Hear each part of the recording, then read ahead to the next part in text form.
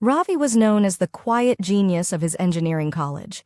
He rarely spoke unless spoken to, kept his head down, and topped every class. He came from a humble background, a single mother who worked long hours as a tailor to pay for his education. For him, success wasn't optional, it was survival. As the final year approached, so did the most feared exam of all, Professor Menin's advanced mechanics. A tough but fair man, Professor Menin had one rule: no cheating, no excuses. If he caught you cheating, you failed the course. No retests, no debates. Ravi had always passed on merit, but this time, life threw him a curveball. Just 2 weeks before the exam, Ravi's mother fell seriously ill. He found himself rushing between hospital visits, running errands, and watching the medical bills stack up. His savings were gone in days. He tried to study at night, but exhaustion always won.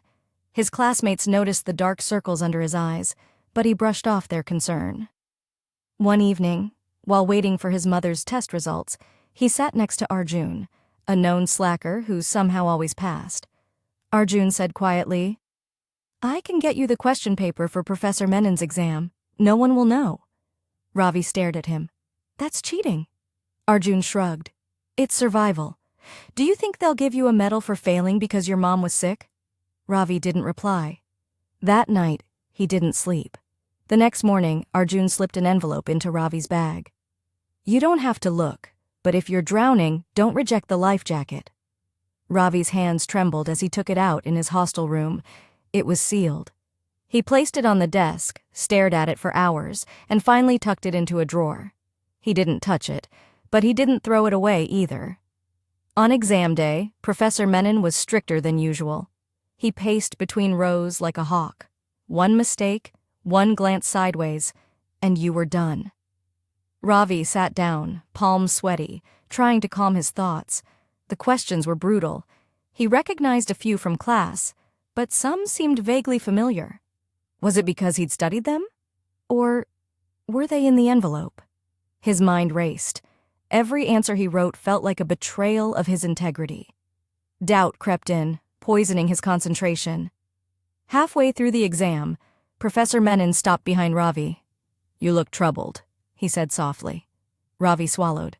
"Just tired, sir." After the exam, Professor Menin called Ravi to his office. A week later, results were posted. Ravi passed, not at the top, but solidly enough to graduate. Relief flooded him. Then something unexpected happened. Professor Menin handed him a sealed letter and said, "There's a scholarship. It's for students who show not just academic performance, but character. I recommended you." Ravi blinked. "But I didn't even apply." "You didn't have to," Menin said with a rare smile. "The test wasn't just on paper." The scholarship covered a full year of postgraduate study, plus a stipend. It changed everything. His mother got better. Ravi went on to do research and eventually taught at the same college, always reminding students that who they become matters more than what they score. Ravi's heart sank. He knows. To his surprise, the professor offered him a cup of tea.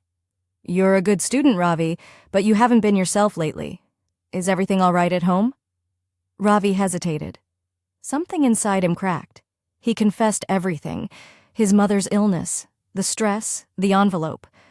"I didn't cheat, sir," he said, voice breaking, "but I thought about it. I wanted to. I might have if things got worse." Professor Menin was quiet for a long time. Finally, he said, "Integrity isn't about never being tempted. It's about what you choose when no one's watching." Ravi looked down. "I feel like I failed anyway." "No," said the professor. "You passed something more important. Real tests in life don't just measure what you know, but who you are when no one is watching."